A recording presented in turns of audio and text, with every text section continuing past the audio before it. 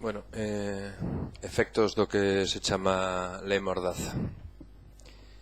En Ferrol, a loita polas liberdades e pola democracia veu da man das mobilizacións obreiras e sociais organizadas durante o franquismo a risco de ser un detido torturado ou incluso asesinado pola policía franquista. A historia democrática de Ferrol non se entende sen o estudo da súa mobilización social e cidadá tanto nos anos negros do franquismo como na actual etapa democrática ou moitos anos atrás, como ben sabemos.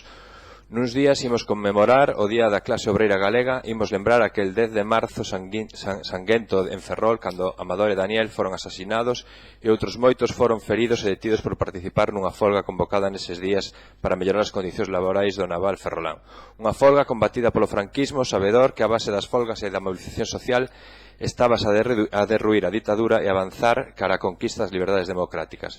Pero a movilización social e as folgas non só son para combatir ditaduras, tamén en democracia é preciso presionar para avanzar en dereitos e liberdades. E é tan xusto e democrático facelo que ata a Constitución recoñece como dereitos fundamentais tanto poder pertencer a un sindicato como a convocatoria de folgas e a participación nas mesmas.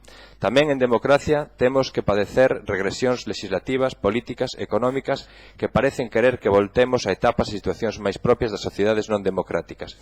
Hai opcións políticas que prefiren que sexamos gobernados polos mercados ou polos poderes económicos e non polas persoas libremente escollidas para representarnos e gobernarnos, que prefiren que a xente sexa pobre aínda que traballe, que a sanidade e o ensino público conqueridos a base de loita social esmorrezan en favor da privatización, que se procese, que se meta en prisión, que se movilice en defensa do Estado social e de dereito e que se mire para outro lado cando se descubre de cotío casos de corrupción política e de enriquecemento ilegal de xente relacionada con esas opcións políticas. Non podemos retroceder de novo a épocas de folgas ilegais, de persecución política, polo que non pode haber leis que permitan perseguir como delito o previsto na Constitución como dereitos fundamentais, como acontece co artigo 315.3 do Código Penal, polo que xa se suman máis de 300 persoas procesadas por folguistas, con risco de ir á cadea con durísimas condeas. Recentemente foron absoltos os 8 sindicalistas da Airbus que sumaban deceas de anos de condea, acusados por uns sucesos durante a folga de 2010 e en aplicación do devandito e represor artigo do Código Penal. Pero en Galicia xa están condeados a 3 anos de cadea Carlos Rivas e Serafín Rodríguez pola aplicación do mesmo artigo en relación a unha folga de transporte de 2008. A entrada en cadea destas persoas será un fracaso desta sociedade democrática, polo que se o indulto gubernamental ten algún sentido, nesta ocasión sería o máis axeitado e xusto. Como xusto e axeitado é reclamar a derogación do artigo 315.3 do Código Penal, polo que dende o noso grupo apoiamos esa reivindicación. Muchas gracias, señor Montes. Señora Sestallo. Sí, brevemente, bueno, efectivamente non vou entrar en todo o debate xurídico respecto a, estamos nun pleno, respecto ao artigo 315.3. Bueno, efectivamente, o artigo 315.3 provén do anterior 496 que estaba todavía antes da Lei de Liberdade Sindical. Se ben se fixeron varias modificacións legislativas e normativas respecto á tipificación do dereito á folga e, sobre todo, as modificacións respecto dos impedimentos do dereito á folga. É certo que despois, se acudimos á xurisprudencia, observamos como, mentras existen moi poucas condeas que fagan referencia aos primeiros puntos 1 e 2 do 315, sin embargo, últimamente con máis profusión, o certo é que existen varias condenas que ademais afectan o ámbito colectivo, moitas veces despois de negociación, de negociaciones colectivas e do dereito a folga contra os chamados piquetes. Si ben é certo que a tipificación do 315.3 obedece no seu espírito a defender a liberdade das persoas que non queran acudir á folga, certo é que as dúbidas na interpretación e, dende logo, a práctica de moitos tribunais, como se está producindo na actualidade, o que está acontecendo é condeas meramente polo dereito de folga, meramente polos que coñecemos como piquetes e que se está facendo un uso abusivo por parte de algúns tribunais e interpretacións meramente meramente restrictivas que certamente entendemos que dañan a democracia, entendendo que, como sabemos todos, o Código Penal é a última vía, a última ratio para cando xa non funcionan as outras medidas, vendo que, sen dúbida, non só este artigo, tamén outros, pero bueno, este artigo en concreto está ocasionando, ademais nos últimos 2 anos de forma no último ano de forma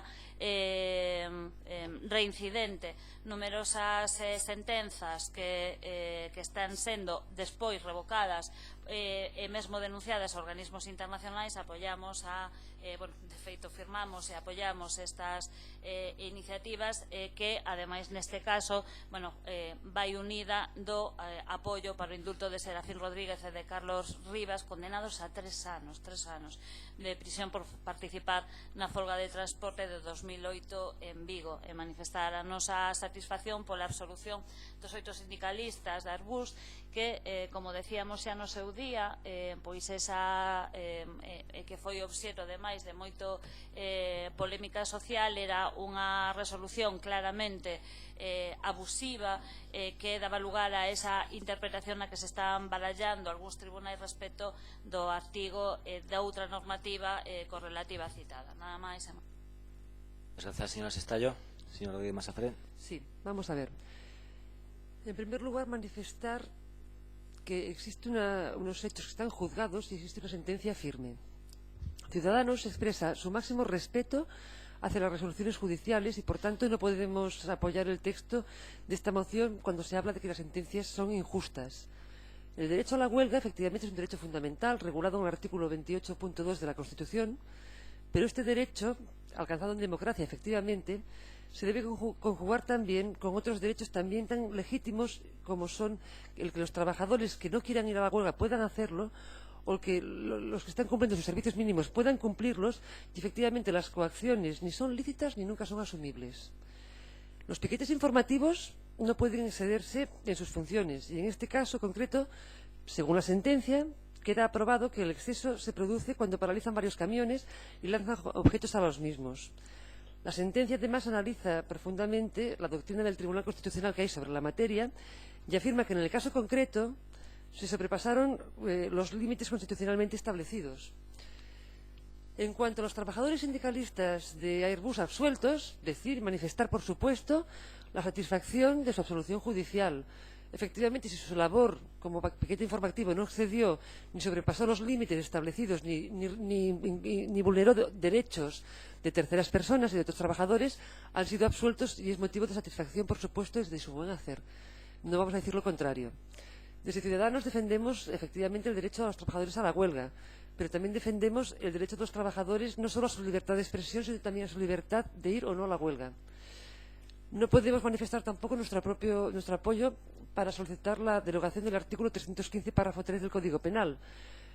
Ni siquiera tampoco podemos decir arbitrariamente y de manera general que todos los cargos de las personas que se vayan a ser juzgadas por este artículo se retiren, porque habrá que mirar caso por caso y, evidentemente, no todos los casos son iguales y habrá gente que salga absuelta, por supuesto, porque las labores informativas en nada perjudican a ese derecho o coartan la libertad de los trabajadores. El derecho a la huelga es un derecho fundamental que debe de conjugarse con un derecho individual del trabajador que quiera o no quiera hacer huelga. Los piquetes informativos están para informar y no deben extralimitarse en sus funciones. Por tanto, no vamos a apoyar esta moción. Gracias. Muchas gracias, señor Rodríguez Masafré. Señora Espiñeira. Eu quería ser breve, pero claro, despois desta intervención que me dá ganas de ler o artigo para que vexamos un pouco que di o artigo que queremos derrogar é un punto, nada máis. Quen actuando en grupo individualmente pero de acordo con outros coaccionen a outras persoas a iniciar ou continuar unha folga serán castigados coa pena de prisión de 1 ano e 9 meses ata 3 anos, coa pena de multa de 18 meses a 24 meses. Piquete informativo é que se non entendemos, que eu penso que o que lle pasa a señora Masafré con piquete informativo, non podemos respetar o dereito á folga. Vostede está dicindo que temos que respetar o dereito á folga como un dereito fundamental e ao mesmo tempo se está contradicindo nos seus argumentos, porque o que se está demostrando unha sentenza tras outra é que hai moitos casos de aplicación inxusta deste artigo, en que se fai unha lectura inxusta deste artigo e que o que se fai é, como en moitas outras cuestións, é reprimir a liberdade de expresión e o dereito á folga. Nestes últimos anos esta cuestión foi empeorando, é unha obviedade, e os nosos dereitos e as nosas liberdades como traballadores e traballadoras se van limitando. Negar isto ou non velo para nós é surrealista.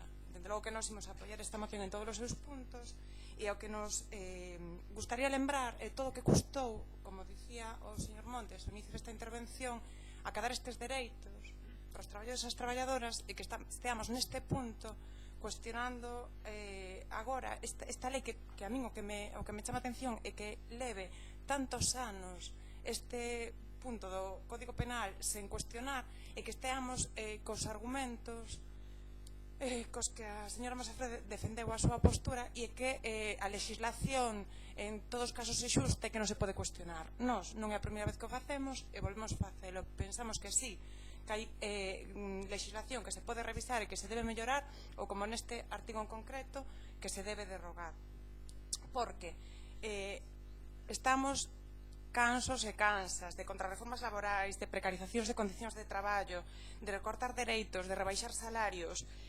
O que faltaba xa é que se coarten e que se apliquen estas leis con toda a súa dureza para coartar o dereito á folga e a negociación colectiva e moitas outras cousas.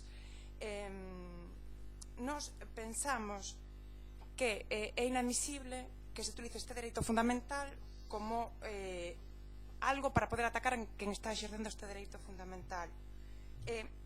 Que simplemente gustaríanos engadir un pouco, non engadir, a moción ímola apoiar, estamos de acordo en todos os puntos, pero lembrar algún outro caso no que tamén se sufriron injustizas, moitos casos non moi coñecidos, pero outros moi coñecidos, como por exemplo o caso de Ana Tamara en Pontevedra, en que dúas empregadas, unhas instalacións deportivas, foron xulgadas e pasaron dende o ano 2010 unha situación horrible persoal por formar parte dun piquete informativo, e con esa información, habendo diante 50, 60 persoas e sen haber ninguna testemunha que dixese que fixeran nada, foron condenadas. Entón, pensamos que a visión deste artigo como algo xusto é inviable. Nos imos apoiar a derrogación deste artigo porque non lle vemos ninguna volta. Grazas. Muchas gracias, señora Espiñera. Señora Neiros. Sí, muchas gracias, señor alcalde. La verdad es que iba a empezar leyendo el artículo 315.3, que ya leyó la señora Espiñeira, pero creo que tengo que avanzar un poco más. Decía el artículo, como bien dijo, que digamos el hecho que está tipificado es el de coaccionar a otras personas a iniciar o continuar una huelga. Claro, yo quiero decir lo que quiere decir coaccionar. Destacar que coaccionar es ejercer fuerza o violencia física o psíquica sobre una persona para obligarla a decir o a hacer algo contra su voluntad. Estoy diciendo lo que dice el diccionario de la Real Academia Española, sin más. Eso es el hecho que se condena y que se tipifica en el Código Penal, en ese artículo. Aluden en esta moción al caso de los 8 sindicalistas de Airbus, que bueno, han sido efectivamente absueltos. Nos alegramos de que haya sido así. Evidentemente entendemos que pues eran 8 sindicalistas en este caso, que a pesar de haber sido juzgados, realmente pues no cometieron ningún ilícito penal, ningún hecho susceptible de reproche penal que justificara la imposición de una condena, y evidentemente pues nos alegramos por ellos, como no puede ser de otra manera. Pero también tenemos que dejar claro que somos un grupo municipal y que desde luego nosotros, en el caso de Carlos y Serafín, pues no procede que los juzguemos. Ya los ha juzgado quien los tenía que juzgar y los han condenado a 3 años de prisión por un delito contra los trabajadores por esos hechos ocurridos en el transcurso de una huelga en Vigo. Y se les impone la pena máxima porque ha quedado acreditado que han incurrido en ese tipo de coacciones. Pero tampoco nos corresponde a nosotros enmendar a la justicia, enmendar la acción de la justicia, faltaría más. Es obvio, como se dijo, que hay un derecho constitucional a la huelga. El artículo 28 reconoce como un derecho fundamental el derecho a la huelga, pero eso no otorga inmunidad a los que pretenden imponer la huelga sin respetar la voluntad de los que libremente deciden trabajar. Ningún derecho, por muy fundamental que sea, puede anular otro derecho, en este caso el de los que quieren trabajar. Y por eso nosotros condenamos la intimidación, condenamos la coacción y condenamos este tipo de hechos que están tipificados en el Código Penal. Y quisiera decir que nosotros no nos solidarizamos con personas que coaccionan por imponer la huelga, pero sí nos podemos solidarizar con dos padres de familia, con dos personas que pueden entrar en prisión por esos hechos ocurridos en el 2008. Y me gustaría citar a nuestra ilustre ferrolana Concepción Arenal, que decía esa frase famosa de odia el delito y compadece al delincuente. Pues bien, nosotros odiamos y repudiamos el delito, pero desde luego creo que nos tenemos que solidarizar en este caso con los condenados. Y en relación con este punto y a la vista de la moción, decir que estaríamos dispuestos a asumir alguno de los puntos, si se puede votar por puntos, si los proponentes así lo permiten. En concreto, el primero, el apoyo al indulto, sí me gustaría pedir que fuera un indulto parcial, incluir esa afirmación, porque realmente lo que buscamos es evitar que Serafín y que Carlos entren en prisión, y por eso pediríamos la inclusión de ese indulto parcial, porque así además también fue aprobado por unanimidad en el Parlamento de Galicia por todos y cada uno de los grupos parlamentarios allí representados. Evidentemente, en cuanto al punto 2, no tenemos ningún problema en manifestar nuestra satisfacción, porque es así, nos alegramos de que hayan sido absueltos. El punto 3 también lo asumiríamos, por supuesto, que hay que utilizar todos esos medios para seguir defendiendo el derecho de huelga. Pero bueno, es curioso el punto número 4 de esta moción, porque promover la retirada de los cargos contra estas personas, claro, es que hay un código penal que hay que cumplir y, bueno, desde luego a mí, en un Estado democrático y de derecho, pedir esto me parece un poco, desmesurado, ¿no?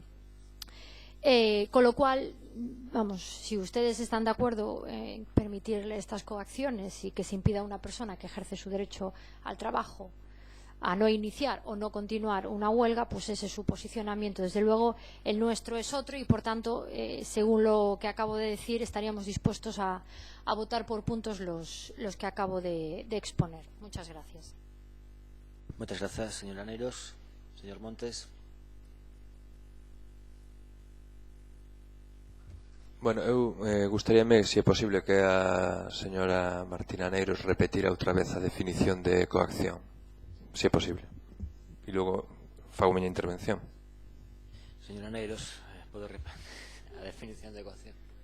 Yo no sé cuál es el juego, la trampa. Yo leo lo que dice el diccionario, a ver si me entiende. No dije coacción, dije coaccionar, para empezar. Y es ejercer fuerza o violencia física o psíquica sobre una persona para obligarlo a hacer algo en contra de su voluntad. Señor Montes. Ben, agora, a ver, sendo claros, a violencia ou a coacción a exerce un piquete informativo ou a exerce unha legislación laboral onde os empregos son precarios, onde os contratos son temporais e simplemente, se faz folga, te vas para casa. Onde está a coacción? É no piquete ou é na legislación laboral? Porque hai moitos casos de moitas persoas que non puideron exercer o seu dereito a folga por esas coaccións da clase patronal amenazando despidos. E iso é certo. E iso o sabemos todos e todas, en Ferrol e en cualquier localidade. Iso é certo. E iso ten que quedar claro, que a coacción moitas veces está na legislación, porque se exerces os teus dereitos te vas para casa, e iso é así. Entón, a legislación o que fai en este país é meter medo para que non podamos exercer os nosos dereitos, e iso tamén é así. Entón, simplemente, nosotros nos mantemos a moción no seu conxunto, porque consideramos que a coacción está na legislación, non no piquete informativo nin nas accións dos traballadores. Gracias, señor Montes. Señor Estallo. Sí, breve.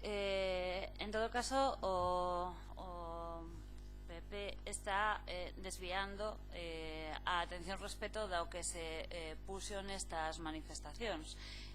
Manifestar o apoio ao indulto é unha cuestión absolutamente legal e dentro do ordenamento xurídico, por lo tanto non se está cuestionando o Estado de Dereito por pedir un apoio ao indulto, que é unha figura existente, e cando fala de coaccións non hai que utilizar o diccionario.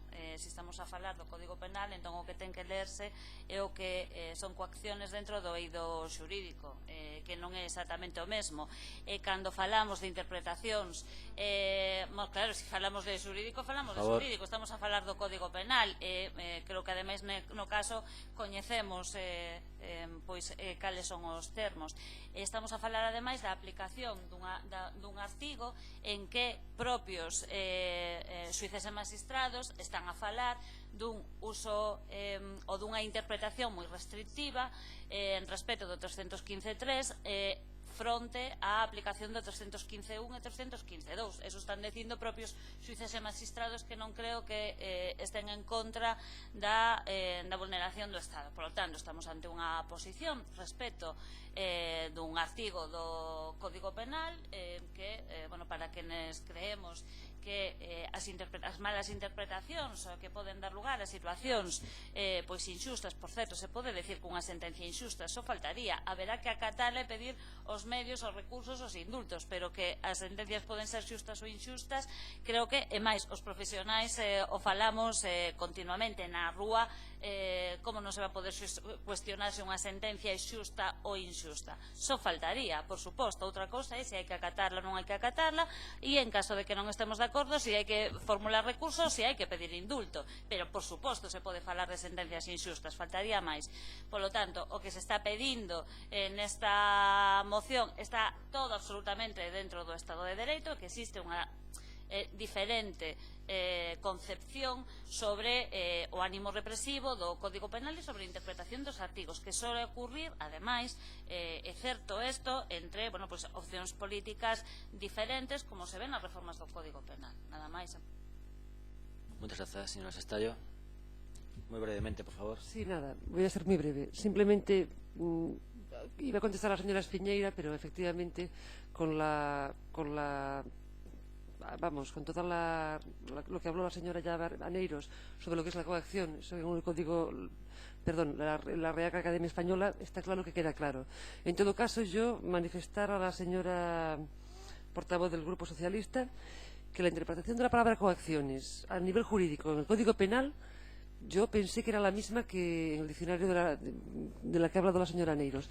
En todo caso, bien, yo llevo muchos años ejerciendo y en todo caso, pues será la primera vez que oiga algo así. Nada más, gracias. Muchas gracias. Señora Espiñeira, brevemente. Brevemente, dúas cuestións. Primeiro, contextualizar. Temos aquí moitos abogados, moitas abogadas, sempre estamos recordando que sabemos moito de leis, pero penso que tamén simplemente hai que contextualizar as leis.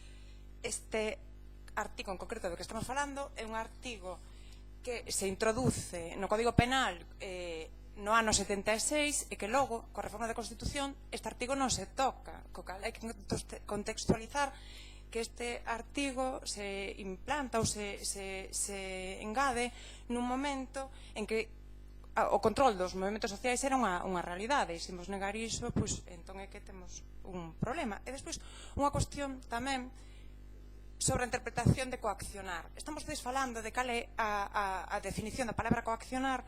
Eu o que lles pregunto é se moitas veces non se quere malinterpretar, porque non é unha malinterpretación casual, e moitas veces, cando falamos dun piquete informativo que está informando, se di que está coaccionando. Lóxicamente todos sabemos ler e todos sabemos buscar cal é a entrada no diccionario desta definición, pero aquí o que se está cuestionando hoxe é que este artigo é injusto, porque moitos dos casos dos que están nesta moción, nos outros que comentei eu, o que se interpreta é dar información con coaccionar.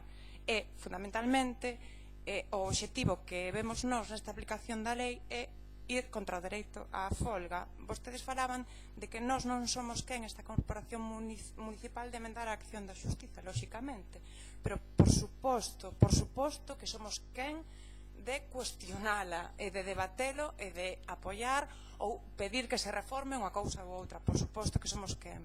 Grazas. Muchas gracias, señora Espiñeira.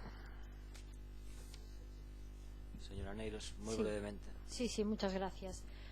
Yo, señora Sesta, yo creo que no me debo explicar bien, o es que usted no me entiende. Yo del indulto simplemente dije que nosotros lo apoyaríamos. Me está cuestionando el Estado democrático y demás porque no estamos de acuerdo con el indulto. Claro que es una figura reconocida jurídicamente, por supuesto. Si es que nosotros le acabamos de decir que estamos dispuestos a votar a favor de que se solicite el indulto parcial para estas dos personas. No sé qué es lo que usted escuchó. Después hay una cuestión. Una cosa es hacer huelga y otra cosa es coaccionar.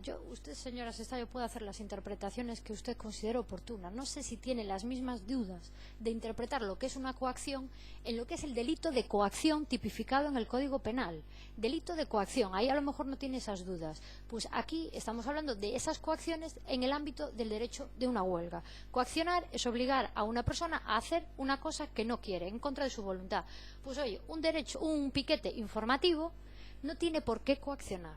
Y si coacciona, está obligando a una persona a hacer algo que no quiere. Yo creo que más claro, el agua.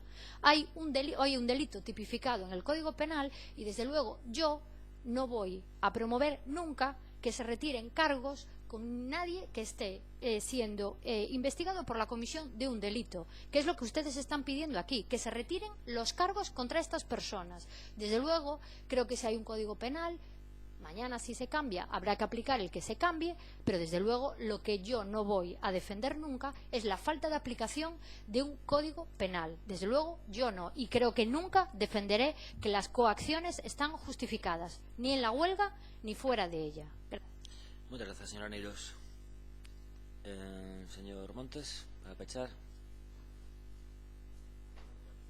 Nada máis, eu creo que como dixen antes, todo o mundo sabe e que todo o mundo é consciente de que eses dereitos dos que se falan moitas veces non se poden exercer, e repito outra vez que é a legislación a que moitas veces coacciona os dereitos das persoas. Por eso mantemos, como dixen, o texto da moción.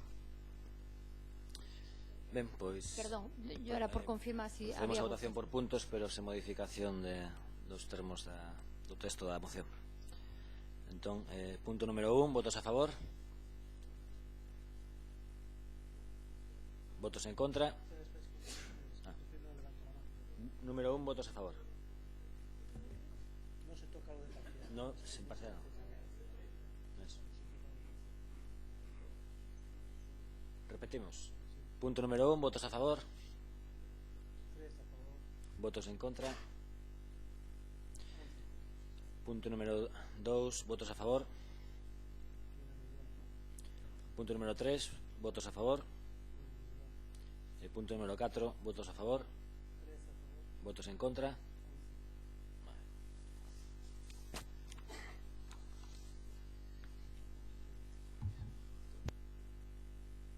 Moción do Grupo Municipal Socialista sobre o Día da Xustiza Social. Señora Sestallo. Sí, brevemente. Esta iniciativa ou esta moción presentada ante o Pleno ten que ver ca declaración do 20 de febreiro como Día Mundial da Xustiza Social por la Organización das Nacións Unidas. Efectivamente, dende esa data, tanto aos diferentes foros da Organización das Nacións Unidas, Organización Internacional do Traballo, diferentes organismos internacionais se teñen declarado e preocupado, mesmo incluído dentro dos obxectivos do milenio, a erradicación da pobreza, das brechas que se producen no eido da pobreza, da exclusión social, do traballo de menores, xunto a vincular moitos casos de exclusión social con pobreza enerxética, con riscos ambientais e con numerosas circunstancias que se recollen na moción e que, polo tanto, non vou a repetir, perdón.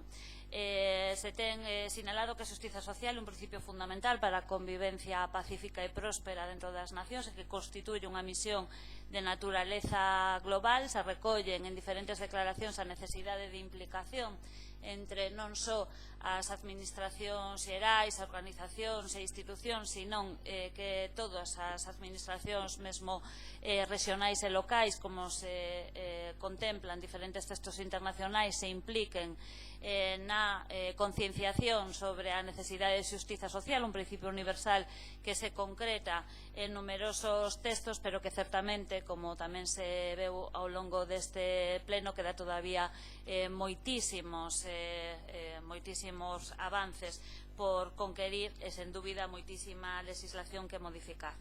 A crise económica e os recortes que se teñen producido sobre as políticas sociais, as políticas de inclusión social, as políticas de xustiza redistributiva, teñen ocasionado unhas cifras de pobreza como as que non se recordaban tanto no planeta como no ámbito da Unión Europea, de España, Galicia e, dende logo, en Ferrol. Existen datos, aí está o ranking onde se contempla a oposición de España entre os membros que están no ranking da pobreza, onde o noso país ocupa, empatado con Hungría, o posto 24 entre os 28 Estados membros da Unión Europea, por lo tanto retrasando e quedándonos nos últimos postos de xustiza social a un ritmo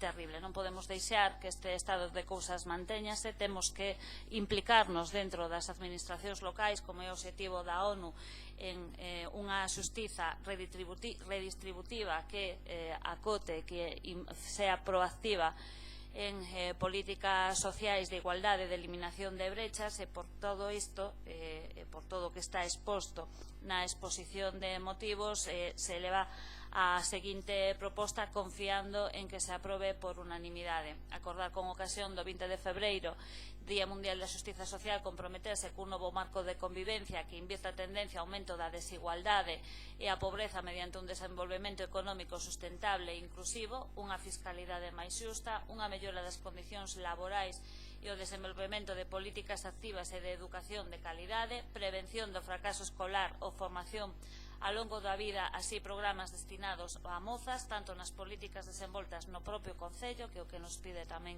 a ONU, como nas xestións e reivindicacións entre outras administracións. Como creo que os principios e valores que recolle esta moción, este Día Internacional, debería impulsar acordos respecto ao funcionamento deste pacto, pois entendo que debo deixar aquí xa a declaración pedindo a unanimidade de todos os grupos no Concello de Ferrol. Gracias, señor Sestallo. Señora Rodríguez Masafré. Sí. Bueno, todos somos conscientes, efectivamente, que la crisis mundial y la propia crisis española lleva castigándonos durante estos años de una manera que ha producido desigualdades, pobreza y exclusión.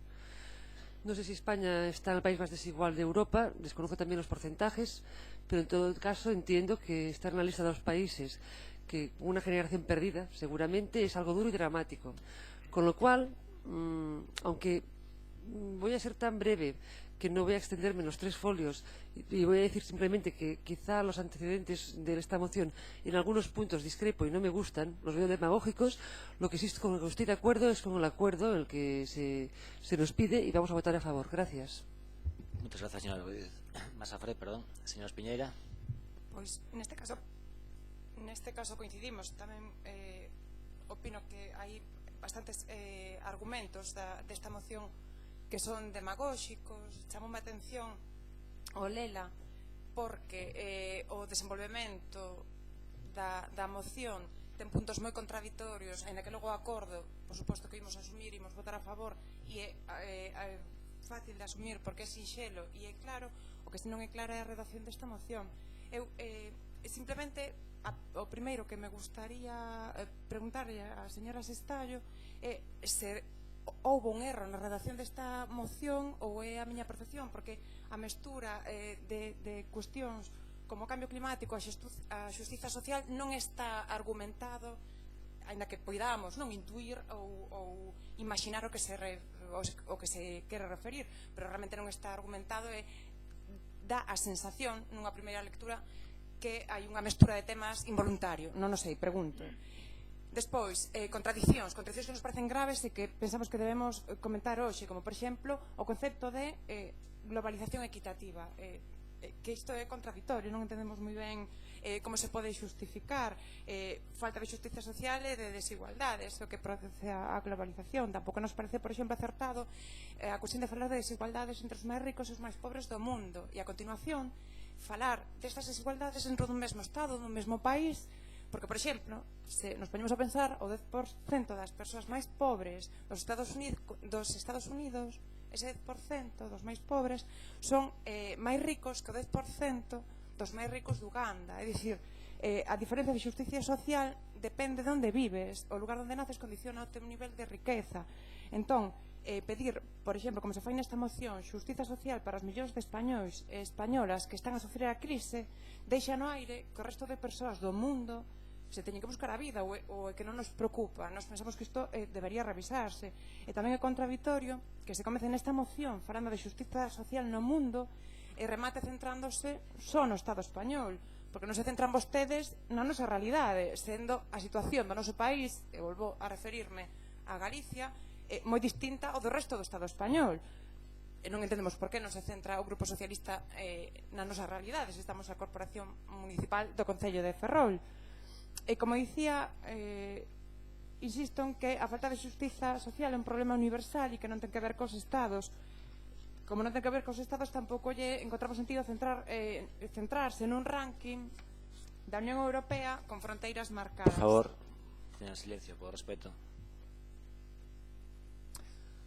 A solución, desde o noso punto de vista, pasa porque as relacións entre os povos do mundo se fagan en equidade e en igualdade. A xustiza social debe ser unha cuestión, por tanto, colectiva, non unha cuestión individual. Cando falan vostedes do cambio climático nesta moción e a necesidade de crear sociedades ambientalmente sustentables, en ningún caso chama a atención que non cuestionan vostedes quen son os responsables desta situación, deste cambio climático, porque afirman vostedes que o cambio climático chegou para quedarse. Bueno, ha chegado, pero chegou para quedarse o cambio climático, como se o cambio climático fose unha cousa que xorde de maneira espontánea, sen responsables ni persoas, ninguén que cause o cambio climático. Nos o que pensamos é que se debería facer unha reflexión, e xa que temos un texto denso de máis de 3 páxinas, pois estas cuestións poderían perfectamente estar incluídas na moción. Propoñen nesta moción o Grupo Socialista cumprir coas recomendacións en canto a xustiza social da Unión Europea para cambiar o estado das cousas. E a nós chámanos especialmente a atención este fincapé na Unión Europea, como se non fose a Unión Europea, e vou poñer simplemente un caso que nos vai soar a todos, a responsable ou partícipe responsable do Acordo Transatlántico TTIP que todos coñecemos e de que todos imos ver as consecuencias en breve. Recollen ademais outras cuestións que volven caer na contradición, porque critican o deterioro dos servizos públicos, e como nós xa temos cuestionado en algunha cuestión desde que vostedes gobernan neste Concello, temos criticado e volveremos criticar, por exemplo, a cuestión dos comedores escolares, que unha vez que estamos no goberno, cambiamos a postura. Pensamos que ese tipo de cuestións tamén deberían ser coherentes na moción.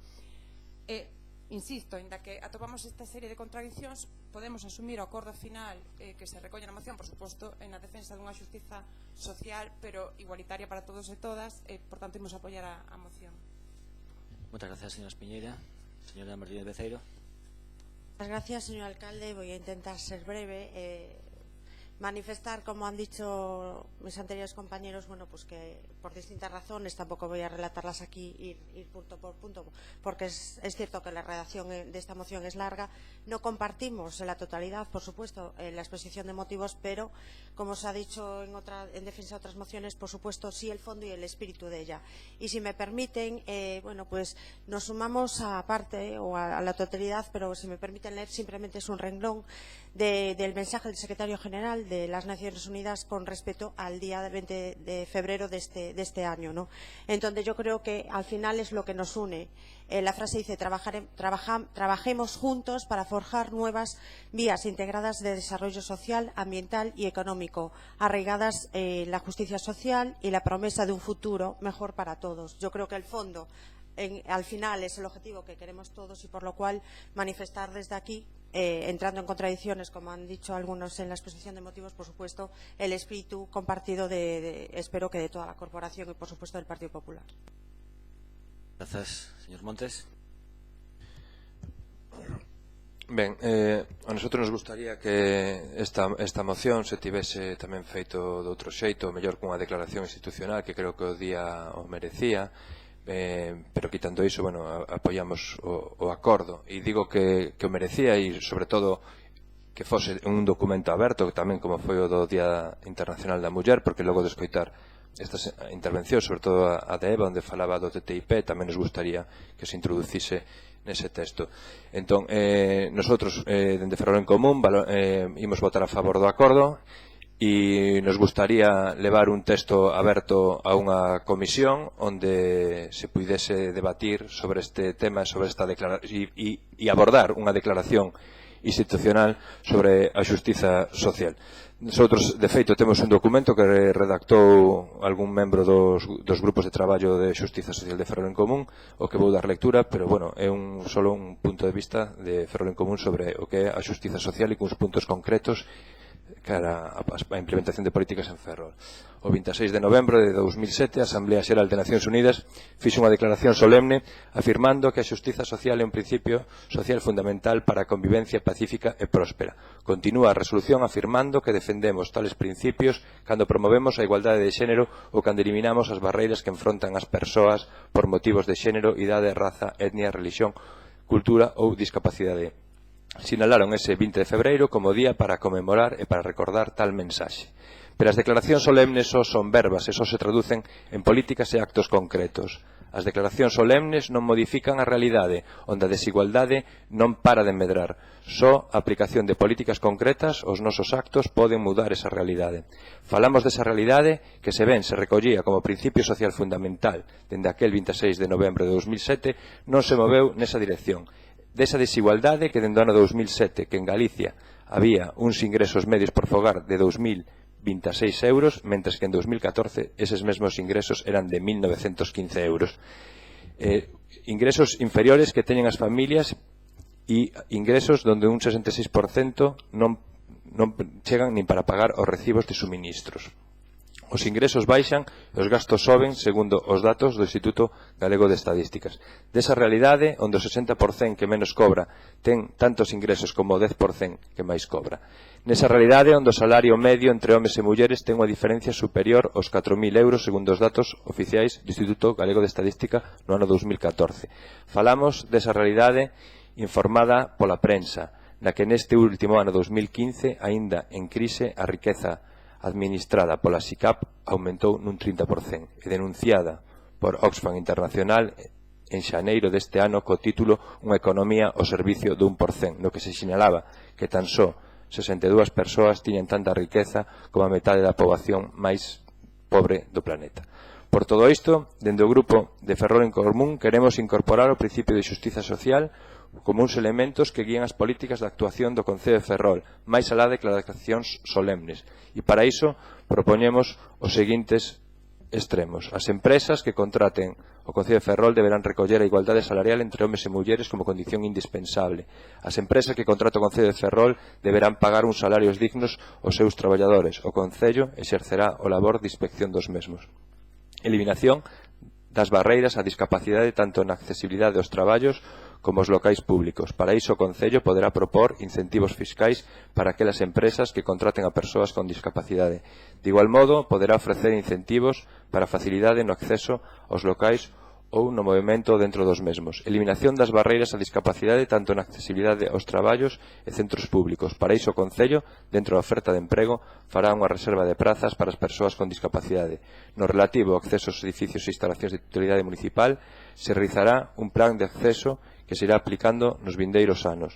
O Concello desenvolverá un plan de integración do emigrante con dotación económica propia, que terá como obxectivo a incorporación do colectivo emigrante ao mercado laboral. Articulará elementos formativos específicos, subvencionará actividades formativas ou incentivará a incorporación ao traballo tanto por conta propia como allea a estes colectivos. Distribución do esforzo fiscal de xeito xusto e equitativo, establecendo a progresividade en parte dos impostos municipais.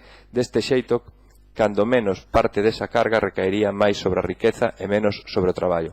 Estas son 6 medidas iniciais que pretende, como xa se dixo, o comenzo dunha incorporación efectiva do principio de xustiza social, traducindo en actos o que debe ser un elemento social e de convivencia fundamental. Como con outros elementos, o Concello de Ferrol non quere deixar no esquecemento nin no desleixo o que son os piares básicos da nosa convivencia e do noso avance como sociedade aberta e democrática. De aí a nosa petición de apoio a este manifesto. Bueno, esta é unha cuestión que, como digo, nos gustaría que houvese un documento aberto que se debatira nunha comisión e que fose o Concello de Ferrol quen fixese unha declaración institucional. En todo caso, este é un documento de Ferrol en común e bueno, eu creo que ese debate deberíamos darlo entre todos e todas e que a declaración sexa do Concello. A moción contará tamén co voto a favor de Ferrol en común. Moitas grazas, señor Montes. Señora Sestallo, para pechar, bueno, sí, unha interacción.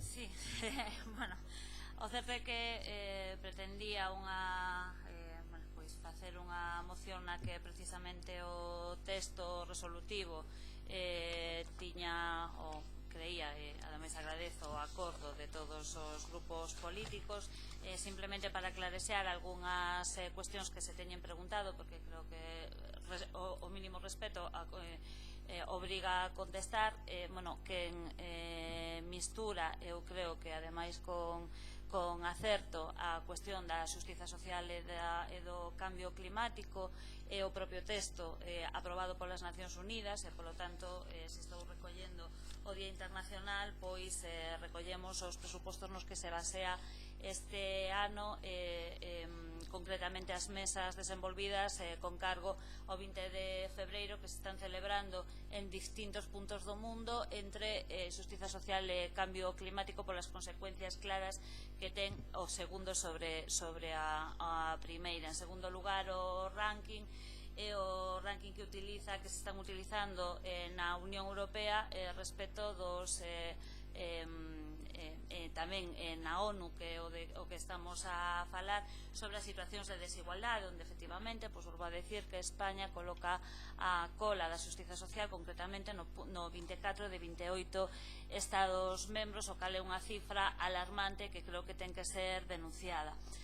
A cuestión da globalización equitativa precisamente é un concepto que se pretende insertar por diferentes organizacións de dereitos humanos porque se teñe pervertido o tema da globalización por organizacións xenófobas.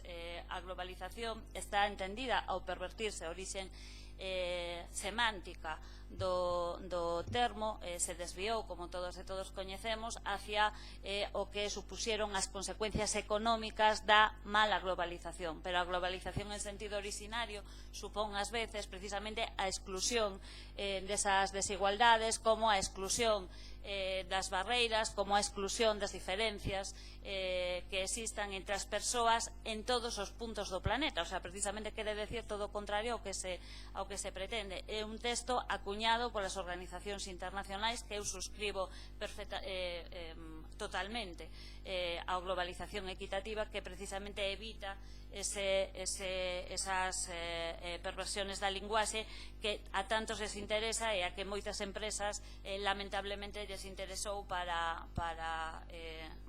precisamente para ir en contra dos principios que esta declaración recolle. E, ademais, concretamente, claro que se recolle o noso entorno, porque o que pretendemos, e aquí está no texto da moción, que as políticas desenvolvidas no propio Concello, no Concello de Ferrol, onde estamos a traballar, obviamente, se desenvolvan estas xestións e reivindicacións de outras administracións. A declaración recolle, como antes sinalaba, a participación de todas as administracións e institucións en involucrarse nestes principios, incluídas, insisto, as rexións e administracións locais, e por eso traigo a esta administración local pois principios que nos que estou segura que todos estamos de acordo, se ven ao mellor as diferencias, os matices e as suscripcións de calqueira moción que se tomen, pois podería dar lugar a un traballo intenso que ademais espero que se desenvolva tamén nas comisións. Nada máis e moitas gracias. Moitas grazas. Se non hai máis intervencións, procedemos a señora Espiñeira.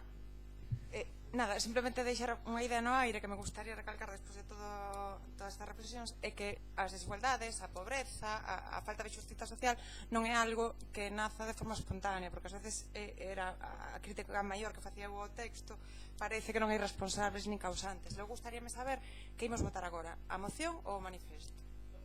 Non, a ver, imos votar a moción que foi o presentado e o acordo resolutivo da moción. O texto es mañana. Bueno, votos a favor. Unanimidade. Vamos a seguir. Moción do Grupo Municipal do Partido Popular para reclamar que non sexa retirado o busto do rei emérito Juan Carlos I da fachada principal no Pazo Municipal. Unha cuestión, señor alcalde. Decirlle que nós ímolos deixar con estes debates de insondable profundidade. Cando rematen o xogo volvemos a participar do pleno da corporación. Nesta moción nada máis. Bueno, son libres de abandonar cando queiran, sen falta de anuncio previo. Señora Neiros. Sí, la verdad, manifestar en primer lugar que, bueno, me parece una falta de respeto, ¿no? Es una moción, igual que presentan los demás partidos.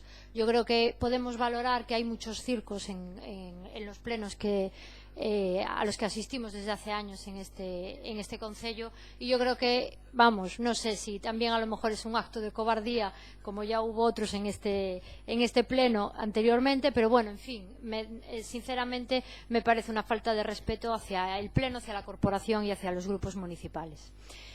Y bien, la verdad es que el motivo de presentación de esta moción no deja de ser, sacando a lo mejor el carácter más jocoso que le pueden incluir algunos, el de manifestar nuestra sorpresa por la capacidad que tiene este gobierno, o que tiene usted, señor alcalde, por desviar la atención de la ciudadanía y desviarla para que los vecinos puedan hablar de cualquier cosa que no sea la de los problemas reales de nuestra ciudad, que lamentablemente tiene muchos y que muchos de ellos son de competencia municipal.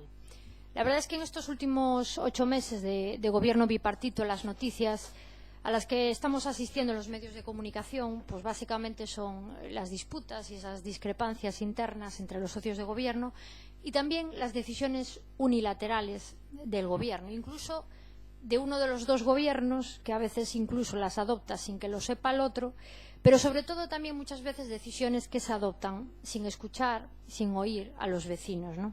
Y eso a pesar de que tanto se habla de la participación. Y así hemos llegado pues a esta última decisión de retirar de forma inminente el busto del rey emérito Juan Carlos I de la fachada principal. Y la verdad es que es una decisión, en primer lugar, que quisiera decir que nos enteramos como siempre, como es habitual ya en este gobierno, por los medios de comunicación. En ningún momento se nos informó, se nos comunicó de ninguna manera a los grupos de la oposición.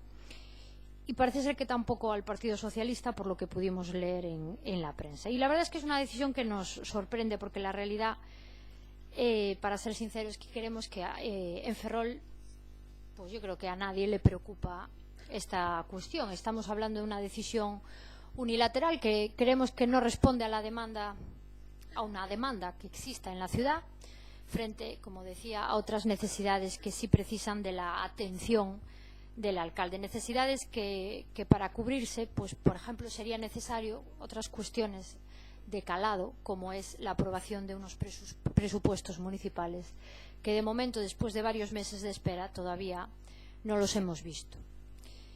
Y la verdad es que tengo que recordarle, señor alcalde, que efectivamente creemos que no es una noticia de trascendencia para la ciudad, pero precisamente es el motivo por el que lo traemos.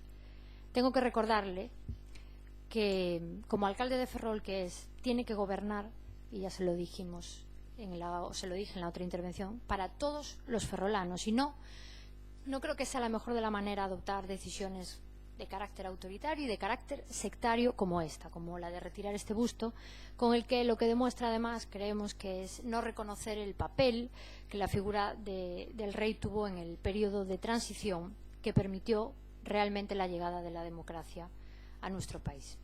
Llevan 8 meses haciendo guiños, haciendo gestos de cara a la galería como este, que puede que contenten a parte de su electorado, pero al igual que les decía con la Semana Santa, le vuelvo a pedir que asuma su papel de alcalde de todos los que lo votaron y de todos los que no lo votaron, de los que piensan como usted, pero también de los que no lo hacen. Y por eso presentamos esta moción, conscientes de que Ferrol tiene problemas mucho más importantes que requieren de todo el esfuerzo, de todo el tiempo y de todos los recursos disponibles en este concello para darles solución. Nada más.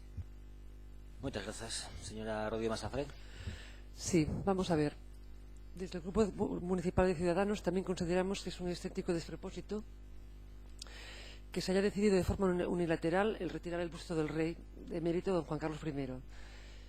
Y lo decimos porque, además, nos hayamos enterado por la prensa, como dice la señora Neiros, no ha sido consensuado por ningún grupo municipal. Efectivamente, no es un problema que preocupe, un problema grave de Ferrol, pero tampoco estoy segura que los ciudadanos están con la opinión de todos los ferrolanos de que así sea. No es una solución que agrade a la mayoría de ferrolanos.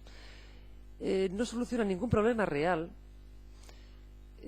También creemos que es una cortina de humo mediática a efecto de tapar el verdadero problema, que es el que no tienen los presupuestos todavía para poder traerlos al pleno.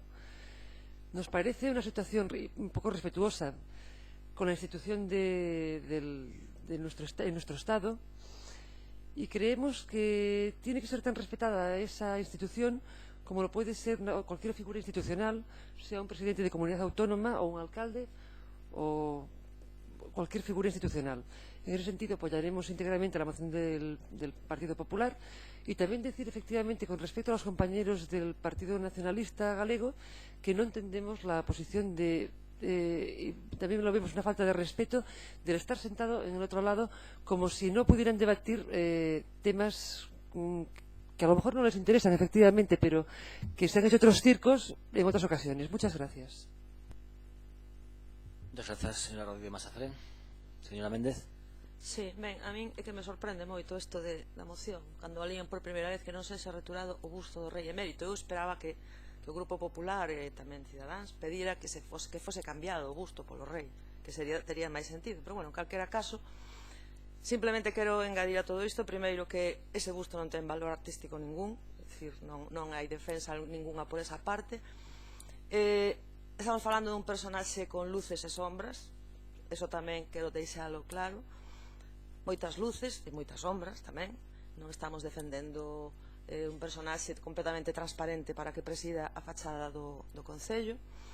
É un rei emérito que representa o pasado, algo que a nós normalmente nos gusta moito máis enfrentarnos ao futuro que estar mirando cara ao pasado, polo menos mirar cara ao presente, non? Pero xa para o pasado nos parece que non é o máis axeitado.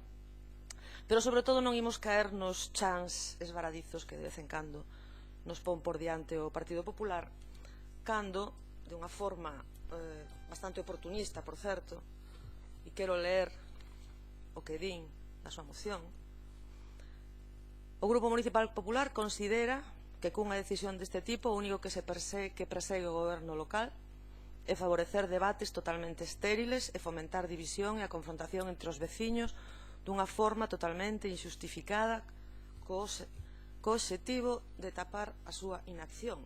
Bueno, me parece un xuizo de valor bastante gratuito, e nós, por todo isto, por non favorecer debates estériles, tampouco oportunistas, por non fomentar divisións e confrontacións entre veciños, nos ímonos a abster da liña de non considerar siquera a proposta do PP, nin o valor do busto en cuestión, ni caer en confrontacións ni manipulacións de curto percorrido. Muchas gracias, señora Méndez. Señor Basterrechea. Ben, eu voy a comenzar diciendo que no somos republicanos. Que quede primeramente claro, no es que seamos sectarios, porque después decimos que somos sectarios, pero por lo menos no somos cobardes. Somos republicanos, defendemos un sistema republicano. Por lo tanto, entendemos que tenemos derecho a mostrarlo así. Dito eso, lo primero que hai que facer é ir á hemeroteca, non á hemeroteca, sino a las actas de como se puso en el seu día, porque este busto ni siquiera viña, bueno, no se tomó acuerdo ni siquiera en un pleno, se tomó en una sesión ordinaria de la Comisión Municipal, y ni siquiera iba en orden do día, sino que iba fora do orden do día, y ni siquiera fora do orden do día se falaba en ningún momento de poner o busto do rei, sino que se falaba de retirar o busto do anterior xefe de Estado, Franco. E entón se di que se toma, por acordo, retirar o anterior busto do anterior xefe de Estado e situar el busto del actual xefe de Estado. E entón, eu pregunto, o lóxico sería que a moción do Partido Popular, por aquello de ser normal, dixera de retirar el busto del anterior xefe de Estado, que es el rei, emérito, como bien se di, y poner o actual, pero ni siquiera eso se contempla en esa moción que presenta. Esa es la realidad de cómo se tomó esto, está aquí el acta. Ni por su trabaló de la transición, ni por nada, porque se quitaba el anterior xefe de Estado y se ponía o actual. Entón, lógico sería poner o actual xefe de Estado. Somos moi respetuosos, lo único que decimos es que hai que retirar o anterior xefe de Estado. Si fode respetuoso, se me ocurriría decir que, tendo en conta que hai 5 pedestais máis, podemos poner a outros membros da familia real.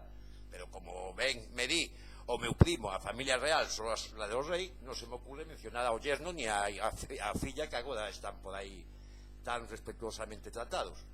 Entón, creo que o único que se dixo é o normal, retirar o anterior xefe de Estado, que xa non é xefe de Estado, está aí situado por ser xefe de Estado, é a única razón de ser, de estar ese busto. E vuelvo a insistir, podo ser sectario, pero non cobarde, somos republicanos, defendemos a república, e por lo tanto temos dereito a levar eso adiante aquí ou eso. Veña, pues muchas gracias. Un momento, perdón. Señora Neiros. Sí, muy brevemente. Bueno, yo creo que hoy casi podemos hablar del pleno de la cobardía en general, señora Méndez. No, se lo digo a la señora Méndez en este caso. No estamos hablando de cuestión artística, nadie habló de cuestiones artísticas. Ustedes están escurriendo el bulto, pero bueno, en fin. Yo, señor Basterrechea, mire, nosotros respetamos que ustedes sean republicanos. Lo respetamos. Pero hay una realidad. Vivimos en un sistema de una monarquía parlamentaria, que es el sistema que hay actualmente. Nos podrá gustar a unos y a otros, más o menos. Podremos opinar de si el sistema es mejor o se puede mejorar, por supuesto. Y es respetable que cada uno tenga su opinión, sea del partido que sea. Pero, si bien digo eso, también digo que el alcalde de esta ciudad, aunque sea republicano, es alcalde de todos los ferrolanos. Y lo que se está reabriendo son debates, y efectivamente, debates estériles y debates que dividen a la ciudadanía y que desde luego no aportan nada. Yo simplemente, esta moción lo que pretende es poner de manifiesto la política de un gobierno que en 8 meses hace gestos, hace política de imágenes a la galería de gestos, lo que se denomina últimamente esa política de postureo. Pues miren, realmente la situación que vive Ferrol justifica que un gobierno en 8 meses esté preocupado y pendiente de otros temas de mucho más calado. Si es que este gobierno, este alcalde prometió dedicarse a fondo a aumentar el empleo en nuestra ciudad, que tenemos muchos problemas en nuestra ciudad, y eso, un gobierno que esté preocupado por esos problemas, probablemente ni se le ocurra pensar en este asunto, en el tema del busto, que además yo creo que, no sé si a ustedes les constan, a mí desde luego no me consta la queja de ningún vecino de nuestra ciudad. Yo insisto, simplemente no es tanto el interés en sí, el hecho en sí, sino lo que esto supone. Nosotros lo hacemos para pedirles que se centren en los temas importantes, que en todo caso hay un respeto institucional a un sistema democrático en el que nos encontramos ahora, que nos puede gustar más o no, pero que en todo caso, además, la figura del rey, pues yo creo que al margen de otras cuestiones ha pilotado la democracia. Hoy todos nosotros estamos aquí sentados en esta bancada porque hubo un periodo de transición que nos ha, gracias a Dios, llevado a un sistema democrático. Y evidentemente el acta que usted recoge, yo creo que no es comparable la sustitución del busto que usted menciona por el del rey Juan Carlos I, que la situación de la que estamos hablando ahora. Mire, yo no sé, pero ustedes no han propuesto en ningún momento sustituir el busto de Juan Carlos I por el de Felipe VI. Podían proponerlo ahora, hagan la propuesta in voce, o si no, si ustedes nos animan, pues en el próximo pleno podremos presentar una moción pidiendo la sustitución de ese busto por el del actual rey. Muy bien. ¿Alguna intervención? ¿No? Señora Méndez. Moi rápida, porque a intención era non meternos nesta polémica. O grupo nacionalista marchou para ali, a mí me parece que é unha decisión persoal, pero eu estou así como no pasillo, non? Xa o dixen desde o principio, parece unha polémica absurda. Cobardes, eu penso que dificilmente se nos pode chamar cobarde ao grupo socialista, e moito menos falando de bustos, sinceramente. Que escurrimos algo, escurrimos o busto, precisamente. Eso sí que o escurrimos. O peor de todo que escoitei, xa digo, non quería entrar, non? Cando dices que estamos, gracias a Dios, que estamos nesta situación, gracias a Dios estamos nesta situación por este señor, eu digo, gracias a Dios estamos nesta situación pola xenerosidade de moitos e moitas españolas. Señor Basterrechea. Ben, en primeiro lugar, señalar que hombre, eu vivo do mundo da imaxe, non? A imaxe me parece importante, me parece está moi ben isto de chamar postureo, pero eu non puse a copuchoncito na calle real. A mí o mundo da imaxe me parece importante e o simbolismo me parece fundamental, e además a simbolismo e de imaxe hai moitas páxinas de historia escritas e moitas páxinas de arte e ten que ver precisamente coa relación da cultura visual e da política, e así. Eu son republicano e, por lo tanto, e como vivo unha monarquía, teño que acatar que aí haya o rei, porque é o que marca a legislación, que a este pleno ten que estar presidido por o rei. É verdade ou é mentira? A mí me gusta ou non me gusta, pero aí está o rei, porque viene la legislación. Pero non hai ninguna legislación que diga que na fachada do consistorio tiene que estar o rei. Entre outras cosas, e teño que decir que non se nombra a Juan Carlos I en ningún momento de aquí, é curioso. Non se nombra a Juan Carlos I en ningún punto da acta donde se puso, e se poñía como xefe de Estado. Xa non é xefe de Estado, por iso digo, é lógico, eu entendería que o Partido Popular presentase unha moción donde instase ao goberno a sustituir o anterior xefe de Estado por actual. O entendería, me parece lógico. O que o rei emérito ou non rei emérito, volvo a insistir, non ten nada que ver ni os valores ni a transición, que eu non os recoñezo, digo así. Eu non os recoñezo, pois me parece moi ben, pero eu non, e eu son sido votante e de alguna maneira he sido votado e estamos gobernando esta cidade. En coalición, pois lo que hai. Lo sinto moito. Tampouco a mí nadie me preguntou si quería poner un capuchón na calle real e aí está. A día de hoxe. E entendo que ninguén preguntou si quería poner un capuchón na rúa real. Ni o Marqués da Ensenada, no Sarri de Herrera. Así que, dito eso, evidentemente vuelvo a insistir. Nos somos republicanos, nos recoñecemos esa figura. ¿Alguna legislación obriga a manterla aquí? Muy ben. Donde non obriga, pues intentamos retirarla. É o que facemos. Para pechar, señora Negros, brevemente, por favor. Sí, no, ya para finalizar, señora Méndez tiene razón en que, hombre, le podré contestar, usted me contesta a mí o me equivoco o hago algo malo.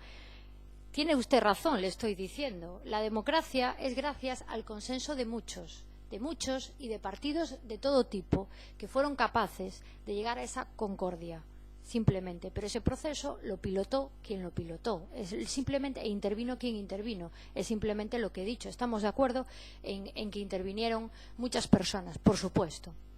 Y simplemente, yo, señor Basterrechea, lo dije antes y lo vuelvo a repetir, este es el gobierno más sectario de los últimos tiempos en Ferrol.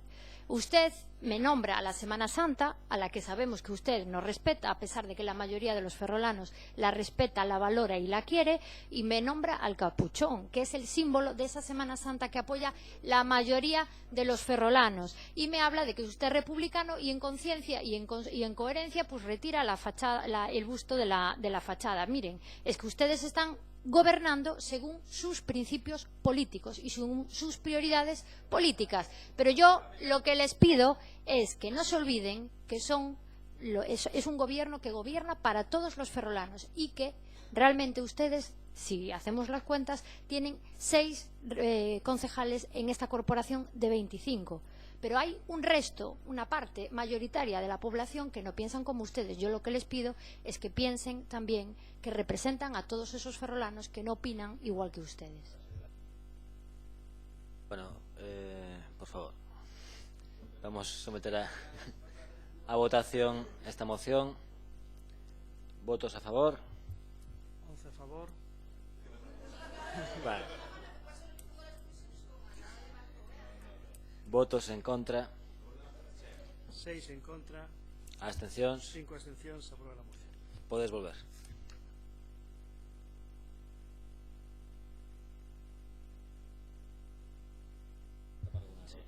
Moción do Grupo Municipal Partido Popular para demandar a firma do contrato entre Navantia e Arabia Saudí e a consecución da plena ocupación nos esteros da ría.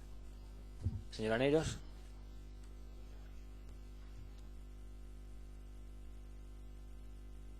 Sí, muchas gracias, señor alcalde.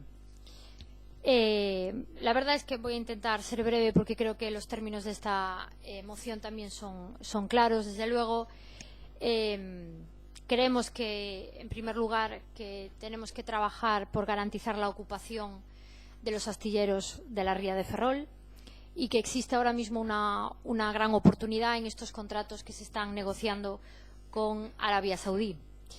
El pasado mes de enero, efectivamente, conocíamos a través de los medios de comunicación las negociaciones intensas que se estaban llevando a cabo entre Navantia y la Armada de Arabia Saudí para conseguir este contrato, que, en el caso de que se suscriba, de que consiga firmarse, pasaría a ser el mayor pedido de la historia de los astilleros públicos. Estamos hablando de 5 corbetas de la clase Avante 2200 para Arabia Saudí, que sin ninguna duda supondría una importante carga de trabajo, un importante volumen de carga de trabajo para los astilleros de Navantia, puesto que estamos hablando de un contrato que supone una facturación superior incluso a la del contrato de las fragatas construidas para la Armada de Noruega.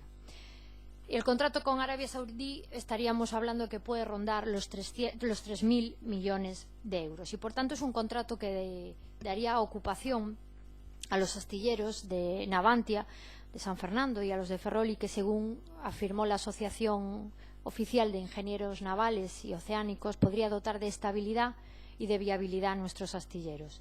Esas negociaciones parece que están muy avanzadas y que solo están pendientes de la firma definitiva por parte de los máximos mandatarios.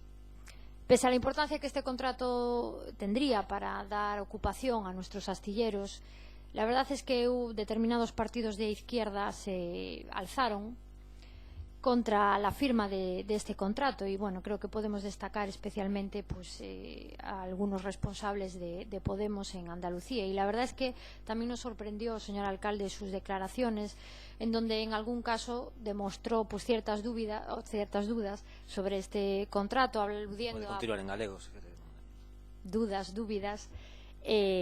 sobre los problemas morales o problemas de conciencia en relación con este contrato. La verdad es que también la izquierda radical en el Parlamento de Galicia se posicionó, presentó una iniciativa en la que se pide al Gobierno de España que no se vendan armas a Arabia Saudí y la verdad es que creemos que son posicionamientos políticos e ideológicos opuestos, en este caso, a la defensa de los intereses de Ferrol y de nuestro sector naval gallego. Y es por eso por lo que, conscientes de la importancia que puede tener un contrato de este tipo para nuestros astilleros, es por lo que presentamos esta moción, buscando el apoyo de todos los grupos municipales para que, en una demanda tan importante para la ciudad, podamos demostrar que estamos realmente del lado de la ocupación en nuestros astilleros. Muchas gracias, señora Neiros. Señora Rodríguez Masafrén. Sí. Vamos a pedirle al señor alcalde que no dude en ningún momento en que la firma de la construcción de 5 corbetas para Arabia Saudí es necesaria y será uno de los mayores contratos firmados por Navantia en su historia. Si ha tenido alguna duda en la prensa y si ha tenido algún tipo de remordimiento por el contrato, decirle que Ciudadanos le pide al señor alcalde que sea consciente, antes de volver a manifestar al respecto esto en la prensa, que está en juego el futuro de muchas familias de Ferrol y de toda la comarca. En Ciudadanos consideramos y creemos que no podemos seguir focalizando solamente en el sector naval todo el tejido empresarial de Ferrol. La diversificación es necesaria, pero mientras esto no sea así y dependamos del sector naval como estamos dependiendo en gran parte, no es el momento de tener dudas. Es el momento de defender los intereses de Ferrol y que vayan los intereses de Ferrol por delante de cualquier duda personal que usted pueda tener.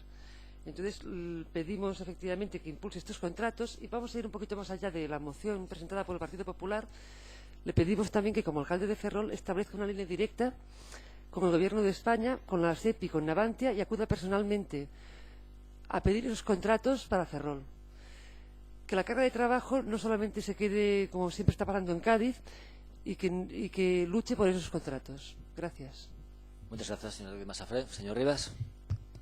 Grazas, señor alcalde. Agora que teñen resolto a cuestión rematando o edificio municipal, decirlles algunhas cuestións respecto desta moción, sobre todo no que ten que ver co acordo. Nin vostedes, por parte do Partido Popular, están a exixir que estas 5 corbetas se fagan nos asteleiros da Ría. Nen de lonxe a construción destas corbetas implicaría a plena ocupación dos asteleiros da Ría, nin fan ningún tipo de mención respecto á discriminación que sufren os asteleiros da Ría respecto ao reparto da carga de traballo por parte da empresa Navantia, e que isto se faga ademais sin facer ningún tipo de alusión ao feito de como se repartiu a carga de traballo dos 4 petróleos, pois tamén é chamativo. E únicamente para rematar, para non prolongarme moito máis, decir que insistir unha vez máis, porque creo que xa o temos dito en outras ocasións, que a diversificación industrial nesta cidade sin o sector naval é imposible. Esta cidade nunca estivo menos diversificada económicamente e industrialmente que no momento actual. O que quero dicir é que, por tanto, seguir facendo enunciados deste tipo, que o único que pretenden, o único que o objetivo que poden ter é desmantelarse definitivamente e que o asumamos como algo normal. O principal sector productivo que existe nesta cidade é querer seguir enganándonos. Moitas gracias, señor Rivas. Señora Méndez.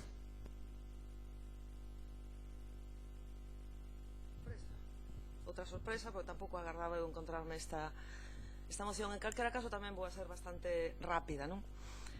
Penso que o corazón vai por un lado e a cabeza vai por outro, porque non son allea o que está ocurrindo en Yemen, para nada. E mañá, quizáis, todos vexamos cal foi a resolución que ditou hoxe a Unión Europea. Entonces, eso por unha banda, é dicir, os chances varadizos están moi ben, pero a veces non funcionan, porque todos estamos de volta en moitas cousas e sabemos perfectamente cando se nos pon algo a ver se nos pilla. De feito, por aí empezáchedes, non? Coa postura do alcalde. A ver, é unha proposta que nos recorda o que os ferroláns e as ferrolás xa levamos no ADN dende há moitísimo tempo, traballo para Navantia. Que pena que non aparecera de paso por aí o dique flotante, porque sería algo mellor unha solución tamén importante, que poderíamos estar aquí xuntos votando todo isto, pero non, aparece o outro. En calquera caso, bueno, pois benvidos á defensa do sector naval, e ora toca atopármonos polas rúas cando sexan esas manifestacións tan constantes que hai nesta cidade, con xente que busca traballo, con xente que quere manter o seu traballo, ou con xente que leva xa no paro moitísimos anos buscando traballo, non? Mais despois desta sorpresa inicial, que queredes que vos diga? Non me vou enredar máis neste tema, non? Simplemente vou dicir o que todos os ferroláns queren que digamos todos. Traballo para Navantia, moito traballo para os ferroláns, construcción naval para Ferrol, dique flotante para Ferrol, e todo eso que poñedes na moción, pois tamén o apoiamos, porque pensamos que aquí, cando se fai política municipal, hai que pensar en Ferrol e nos ferroláns. Moitas grazas, señora Méndez. Bueno, como a moción ten aquí polo medio o meu nome, vou intervir eu directamente.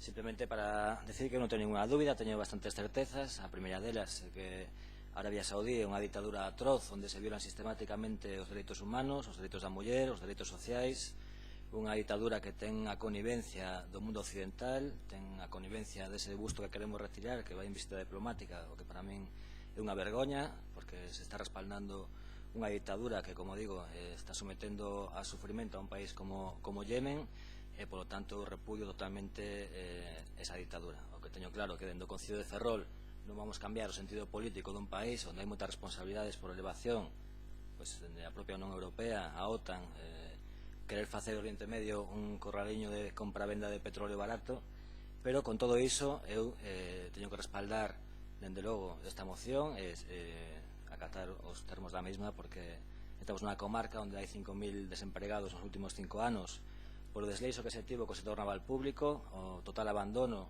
e a negativa, por exemplo, como ben dicía a concelleira Rosa Méndez, a construir un dique flotante ou adiantar as fragatas de defensa que ben poderían ter solucionado o problema actual estrutural no que nos atopamos, e tamén teño que compartir en parte a reflexión do señor Rivas cando os repartos que se fan da carga de traballo benefician claramente o sur do país, do Estado, perdón, coa connivencia da propia Xunta de Galicia. Por lo tanto, eu amoso o meu apoio, pero sen que eso signifique que eu vaya a respaldar un réxime totalitario onde os máis febles son sistemáticamente maltratados. Señora Niros. Sí, muchas gracias. Yo, la verdad, no estamos hablando del régimen que hay en Arabia Saudí. Yo creo que lo que hemos hecho es presentar una moción que lo que busca es, de alguna manera, el apoyo unánime de todos los miembros de esa corporación a que se firme un contrato que puede ser beneficioso para nuestra ciudad. Es de lo que estamos hablando. Y desde luego no creo que tengamos que entrar en peleas entre el sur, entre el norte y demás. Evidentemente creo que estamos pidiendo también en la moción que con esos contratos venga carga de trabajo para Ferrol suficiente, que haya que permita una plena ocupación, es lo que estamos pidiendo. ¿Que esto ocasiona sorpresa? Pues a mí me ocasiona sorpresa, que a ustedes les ocasione sorpresa, señora Méndez, sinceramente. Creo que pedir carga de trabajo para nuestra ciudad, en lo que coincidimos, que le cause sorpresa, claro, que me hable del dique flotante, es que podemos hablar de muchas otras cuestiones, de reconversiones industriales, del veto astano, que desde luego creo que fue...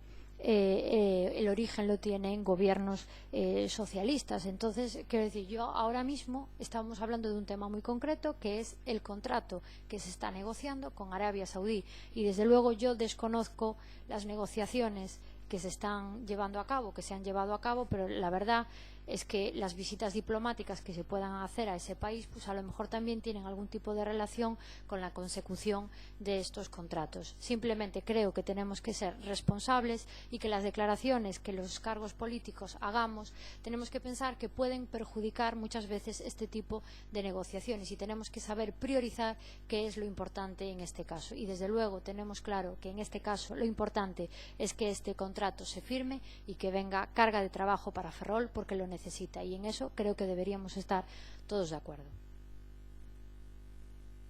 Ben, pois señora Méndez. En todo caso, eu quería intervir tamén, entón, non sei. No, señor Rivas. Señor Rivas. Brevemente, eu vou decir que isto non consiste en entrar en pelexas, si o sur ou o norte, o oeste ou o oeste. O que consiste en non silenciar unha realidade. Por iso tampouco sei cal é a parte que non comparte o señor Suárez. O que é certo é que non só desde a administración autonómica se está a ser cómplice desta situación, sino tamén desde esta administración local. Esta administración local que vostede preside e que tolera e que non denuncia o feito que se faga un reparto desa carga de traballo absolutamente discriminatoria cos hosteleiros hosteleiros da ría. E, sobre todo, despois de ter confinado por parte de todas as organizacións estatais, incluído a súa, os hosteleiros da ría a dedicarse exclusivamente a un ámbito da produción naval que ten que ver exclusivamente co sector militar. Un veto explícito durante moitísimos anos, durante décadas, e implícito no momento actual. E como digo, e xa comentei neste pleno, nesta sesión, o que ten como objetivo e vai levar ao desmantelamento definitivo do único e do principal sector productivo que existe nesta cidade. E, como digo, coa complicidade de todas as organizacións estatais. Moitas grazas, señor Rivas. Bueno, iba tamén un pouco nesa liña, ¿no? O tema de perxudicar. A ver, é que realmente xa non vou entrar no tema ese de facer historia, porque eu historia deixo para cando dou clase. Estás falando de que non sei que... Mira, ter o goberno Ferrol, ter o goberno na Diputación, ter o goberno na Xunta e ter o goberno en Madrid, e xa non vou máis alá, leva implícito, como mínimo, que a historia destes 4 anos non fose o que foi no eido do naval. Nada máis que quero dicir iso. Ben, bueno, só unha matización respecto... porque me toca a mí.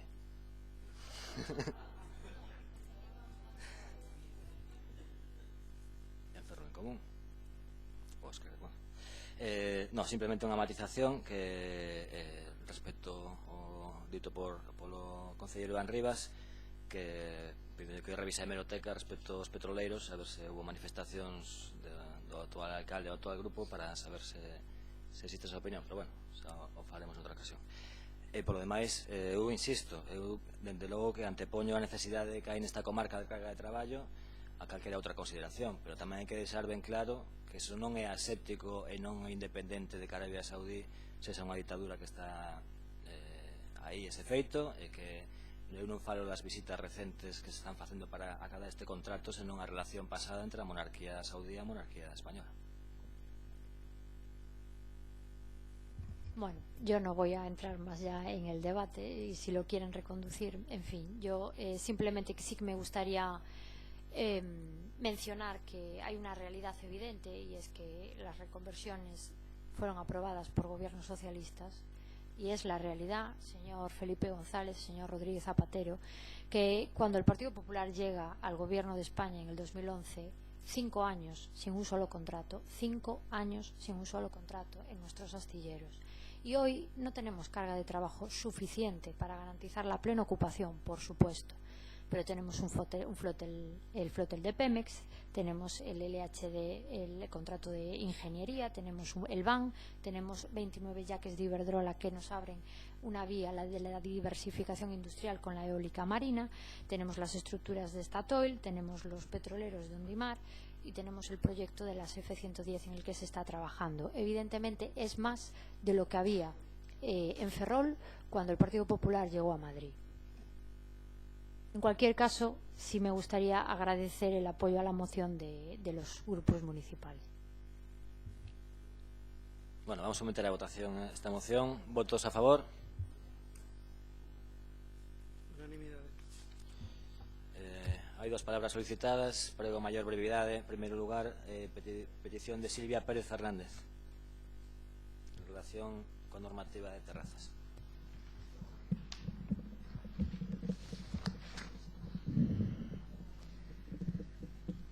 Buenas noches. Antes de comenzar mi intervención, quiero dejar constancia de que la decisión de venir hoy aquí se debe a que, después de hablar con los técnicos encargados de la normativa de terrazas y a la vista de que dicha normativa no es tan flexible como nos quieren hacer ver, no nos queda otra opción que venir a que al menos se nos escuche. El rechazo a la normativa por parte de los hosteleros no es por capricho, está basada en las siguientes razones. En primer lugar, la normativa es totalmente incongruente, en base a lo siguiente. En el artículo 15.1, apartado B, del capítulo de las condiciones técnicas para la instalación de terrazas, indica que se tendrá en cuenta en las calles peatonales el acceso de vehículos de emergencia, autorizados y de servicio. Con la terraza adosada a la fachada está garantizado totalmente el paso de dichos vehículos, no así si situamos la terraza en el medio de la calle. La respuesta de la señora García, técnico en cuestión, es que en caso de emergencia los vehículos arrollarán la terraza si es necesario. Mi pregunta es, ¿A los clientes que estén en ella también? En el artículo 21.6, capítulo 3, se indica que debe garantizarse la facilidad para su retirada inmediata. Con la terraza tal cual está, adosada a la fachada, se retira íntegramente en menos de 5 minutos y con una persona sola. Con ella en el medio de la calle es imposible retirarla en ese tiempo. Otro de los puntos a favor sobre las terrazas adosadas a la fachada queda reflejado en el artículo 12 de las disposiciones generales, condiciones higiénico-sanitarias y de consumo, ya que si tenemos que servir a los clientes en el medio de la calle no podremos evitar la contaminación de los productos por hojas de árboles, flores, plumas, excrementos de gaviotas y palomas habituales en la zona centro y, por supuesto, de la lluvia, que nos acompaña de 10 meses al año. Si a mayores, en alguno de los edificios colindantes con cualquier local, se realiza una obra que requiera el uso de andamios, estos, unidos a la terraza, dejaría inhabilitada la calle para el tránsito de peatones en más de la mitad de la misma. Ante estos planteamientos, la técnico en cuestión, la única respuesta que se le ocurre darnos para justificar la situación de la terraza en el medio de la calle es para facilitar el paso a las personas invidentes, razón que también ha utilizado la concejala de urbanismo ante los medios de comunicación. Pues bien, señores, ante esto he de decir que en todo el tiempo en el que hemos tenido colocada la terraza, con licencia y pagando por ella, adosada a la fachada, jamás hemos tenido ningún incidente con ninguna persona con movilidad reducida o invidente. Por el contrario, sí han tenido que pasar ambulancias, coches de policía y bomberos por emergencias y sin aviso previo, así como también manifestaciones, cabalgatas, procesiones, carreras a favor del cáncer, sin que la terraza, en alguna de ellas, fuese impedimento para su realización. Otra de las cosas que nos achacan a los hosteleros es nuestra falta de unión ante este tema. Decir que es complicado, ya que cada uno tenemos una situación diferente. Locales en calles peatonales, con o sin mobiliario urbano, locales que dan a plazas, otros con tráfico rodado, otros en calles peatonales pero con acceso a garajes privados. El punto en común de todos sería la posibilidad de que cada uno adapte el espacio que tiene para colocar la terraza de la mejor forma posible, tanto para trabajar, que al fin y al cabo es lo que hacemos, como para crear las menores molestias posibles. Aun teniendo en cuenta todas estas contradicciones que se plantean desde el Ayuntamiento, estaríamos dispuestos a aceptar la normativa, solo en el único caso en el que ésta fuese igual para todos. Con esto me refiero a distinguir entre composición y colocación. Si en el barrio de la Magdalena se prohíben expresamente los toldos y se obliga a la colocación de sombrillas, entiendo que esto es una norma de composición. Norma que debe ser aplicada independientemente de donde se coloque la terraza. Por citar ejemplos, el Marqués sitúa su terraza en la Plaza de Amboaje, el Oslo y el Zahara en la Plaza de la Constitución y el María 51 adosada a la fachada por ser una calle peatonal con garaje privado. Pero, señores míos, todos con sombrilla, como yo, porque si a ellos se les incluye en el apartado de excepciones, entonces yo también quiero ser una excepción. Si no, lo que vamos a hacer es generar una competencia desleal y un desvío de clientes hacia zonas donde más a gusto estén las terrazas. Para los hosteleros, la terraza no es un elemento para ampliar nuestro local. Es, dado a la ley de tabaco, un elemento indispensable para ayudarnos a subsistir. La terraza implica, además de inversión y gasto, pagamos por tenerla puesta. Tenemos que colocarla, retirarla, atenderla, limpiarla. No es como en el sur, un lugar para recrearse, que también, pero es un lugar donde los fumadores pueden tomarse algo tranquilos, sin sufrir las inclemencias del tiempo que tenemos aquí. Por ello, quiero recalcar que se tenga especialmente en cuenta este punto diferencial entre composición y ubicación. Ya para terminar, quiero hablar particularmente sobre mi local, el Ferrolano, en la calle Dolores número 8. Presentamos la solicitud antes de la apertura. Se nos concedió la licencia para colocar la terraza adosada a la fachada, con un toldo enrollable, 2 paravientos laterales, 6 mesas y 24 sillas, en octubre del 2013. Pagamos los recibos correspondientes al año 2013 y al año 2014, hasta que se suspendió la presentación al cobro de los mismos por el anterior Gobierno. Según la técnico que nos atendió, las terrazas con licencias otorgadas en el año 2007 pueden continuar tal cual están. Entiendo por ello que se basará en una ley con carácter retroactivo. Si es este el caso, para nosotros también lo es. Así que dejaríamos nuestra terraza tal cual está. Ahora sí, sin tensiones, al finalizar este pleno, les invito a ustedes, concejales, a usted, señor alcalde, a tomar un café en mi local. Yo misma colocaré las mesas y las sillas necesarias bajo una sombrilla en el medio de la calle. Si ustedes aguantan 5 minutos allí sentados, zanjamos la discusión. Señores, ustedes presumen de que trabajan por y para Ferrol. Solo les pido que nos faciliten las cosas a los que queremos trabajar en Ferrol, o por lo menos que no nos lo pongan más difícil. No quiero finalizar sin antes agradecer la atención y cercanía de alguno de los concejales, como en el caso de Rosa Méndez, Beatriz Estallo o Suso Basterrechea, que siempre nos atienden con total atención, valga la redundancia, sin ningún problema y, sobre todo, fuera de su horario profesional, que no es obligación. Gracias. Muchas gracias, señora Pérez. Por último, o señor Manuel López Cebral ten pedido a palabra respecto aos puntos de 17 ou 28. Boa noite. 10 minutos. Sí. Xorxe, ao comezo do plenario me dixestes que cando no procedimento sancionador na miña coima, que cando respondesen as miñas alegações tú ordenarías a Policía Local de non ratificar a denuncia. Confirmas iso, por favor? A ver, nos mandamos un escrito a súa delegación de goberno onde solicitaron información sobre si ti presentar as alegacións. De ser así, cando cheguen ao informe de Policía Local, eu como xefe da Policía informarei que os altercados non tiveron a entidade suficiente para ser sancionados. Ben, gostaría que figurase en acta. En cualquier caso, sí. En cualquier caso, ninguén apresentou unha moción de solidaridade comigo e para derrogar a Lei de Protección da Seguranza Cidadá, lei franquista propia de unha tiranía. Por qué? Acaso estáis de acordo con o franquismo e a tiranía? Alcaide de Misón. Comecemos pelo 8 de marzo, Día Internacional das Mulleres Proletarias. Clara Zetkin e Alexandra Kollontai foran decisivas para se conmemorar o Día da Heroica Muller Traballadora. En 8 de marzo de 1917, 10.000 operarias se manifestaron na Rusia pelo pan e a paz. Ese foi o inicio da Revolución Proletaria Socialista, democrática revolución, en que Lenin e Stalin decretaran a autodeterminación e independencia das nações cativas do zarismo. Hoxe, un século depois, a Galiza continúa presa no cárcel de povos que é o Reino da España. Impedida, prohibida de se unir con Portugal. Prohibido o seu direito a construir barcos en Astano. Tamén há un século desde que o decreto da paz fora dado por Lenin, e hoxe há aquí persoas e partidos políticos a defenderen a guerra, propóndonos construir barcos de guerra para a Arabia Saudita. Un reino que lapida mulleres, corta maos e pés, emprega os castigos corporais, lategadas e aplica a religiosa pena de morte, que se aproxima do Reino da España, o do Tribunal da Suprema Inquisición, o do Tribunal do Santo Oficio, que en Ferrol se conmemora, agredindo os sentimentos non religiosos da maioría da populación durante a Semana Santa, torrar mulleres, bruxas, meigas e infiéis da Arabia Saudita, autos de fe con a macabra procesión en que os reus e as res eran linchados pela turba. É iso que conmemora a Semana Santa ferrolana, celebración religiosa imposta pela forza a toda a populación de Ferrol, financiada con o meu diñeiro, con o de todas as persoas, con o diñeiro público, laico e a confesional. Astano construir barcos prohibido. Prohibido defender neste plenario Astano construir barcos. Eu sou o exemplo.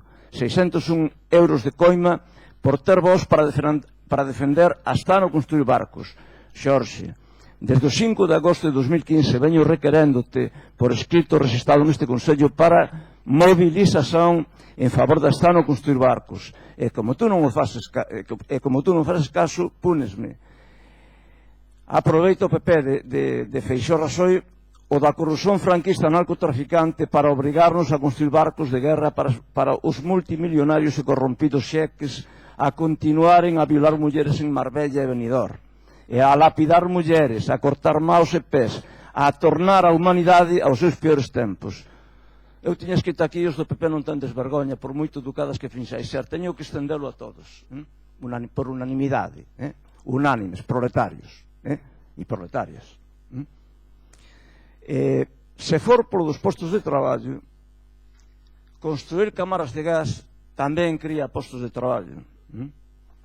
Só que o que máis postos de traballo cría é o desarmamento e a paz Alguén cuantificou os postos de traballo que criaría desmantelar a forza aeronaval, a nuclear e a non nuclear dos Estados Unidos de América, Israel, a Turquía, a Arabia Saudita, a Gran Bretaña, a França, a Italia, a Alemanha, o Xapón, a España? Sabéis cuántas horas de traballo, cuántos empregos criaría desmantelar o portaavións nuclear USS Eisenhower en Astano? Sabéis quanto amianto ten o USS Eisenhower? Quanto amianto tiñan os destroyers norteamericanos que chegaran a Bazán na década dos anos de 1960? O suficiente para en medio século producir o xenocidio do amianto. Ninguén apresentou unha moción para condenar e evitar que continúe o xenocidio operario do amianto. Feixóo oculta, como os Sergas e os Mengele do Hospital Arquitecto Marside, a información relativa ao número de homens e mulleres, incluindo militares, xenocidados pelo amianto. Relatorios oficiais que indicaban o xenocidio do amianto foran secuestrados. Os peritos que defenden Navantia nos tribunais son de ideoloxía nazi. O goberno portugués indemnizará familiares de mineiros vítimas do uranio. Para as vítimas do amianto, o goberno español non. Amábel do Pico Freire, PSOE, que fora director da Astano, teria de ser xulgado condenado. Iden Almunia, do PSOE, ministro, decreta a moratoria do uso do amianto con o concurso de Cocó e UGT, a cando na Unión Europea estaba prohibido. Non se pode acreditar en feministas defenderen a vida das mulleres asasinadas por seren mulleres, feminicidio, a cando como cargos públicos non defenden ese direito á vida para o operariado que é morto por traballar en condicións indignas, para as persoas galegas mortas en estradas infames porque o goberno do PP non invisto aprobado en parlamentos, o direito á vida das persoas de Ferrol a viaxaren no Frankenstein Albia, o da curva da Grandeira, que ten de pasar pela ponte de Ocouto e pela ponte de Eume, con risco permanente de se viren en baixo. O Albia, máis do que duplica o tempo, 70 minutos Ferrol a Coruña, comparado con o tempo de 28 minutos a Coruña a Compostela. A distancia é a mesma, porque a situación do transporte ferroviario na Galiza, norte de Portugal, non eixo atlántico, é unha vergoña. Así o definiu o presidente da Cámara Municipal de Braga, Ricardo Río, do Partido Socialdemocrata, e vicepresidente do eixo atlántico. Se o alfa pendular do acordo de Aznar e Guterres fose cumprido por Aznar, o masacre de Angrois non se tería producido, e podríamos viaxar Ferrol-Lisboa en menos de 6 horas, e Ferrol-Faro ou Irún en pouco máis no dito alfa pendular. A ligazón da Galiza con Portugal ten de ser por terra, camiños de ferro e autoestradas gratuitas. Ten de ser aérea, con voz a Coruña, Compostela, Vigo, Porto, Lisboa, Faro. Ten de ser por mar, unindo os portos de Ferrol, a Coruña, Marín, Vigo, Porto, Lisboa, Sines, Faro, con barcos construídos en Astano e Lisnave. Se Astano construir barcos non despedirían en Eletorraima e en moitas outras empresas durante estes moitos anos pasados de indignidade, sen que os gobernos do Concello de Ferrol nunca, neñún, defendesen o interese elementar da súa cidade, Astano construir barcos, nen sequer financiaran cualquier traballo sociolóxico para saber quais as consecuencias do encerramento de Astano. Porque a justiza social é Astano construir barcos, e se Astano construir barcos o direito á vivenda está garantido, porque o proletariado de Astano, entre eles eu, obrigamos o Ministerio Español e o Instituto Galego da Vivenda e Solo, reitero, a construir vivendas para traballadores, embora fóramos punidos polo conselleiro do franquista Fraga, Xosé Cuíña e Feixóo, e o director do Instituto Galego da Vivenda e Solo, Xosé Antonio Redondo López, ladroes con despexos, erradicar o despexo da lei, e roubo no pagamento de alugueres que Pedro Crespo enviaba para Madrid á Caixa Secretaria do PP para financiar a fraude electoral xunto con a do narcotráfico do Maseiro, amigo do Terito, Nené Barral, narcotraficantes do PP de Fraga.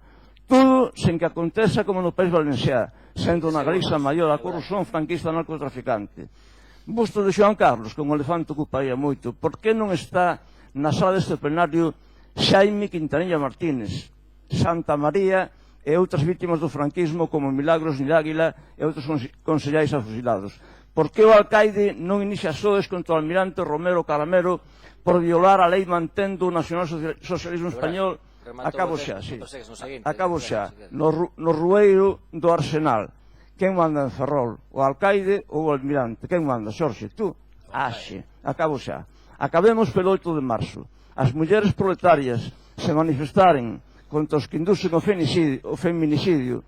A hazaña, acabo xa, me quedan 3 líneas. A hazaña e o odio de morte contra as mulleres, quer dizer, os bispos, a conferencia episcopal, o creo en xeral, as mulleres proletarias se manifestaren para seren declaradas persoas non gratas estas, achamos que non hai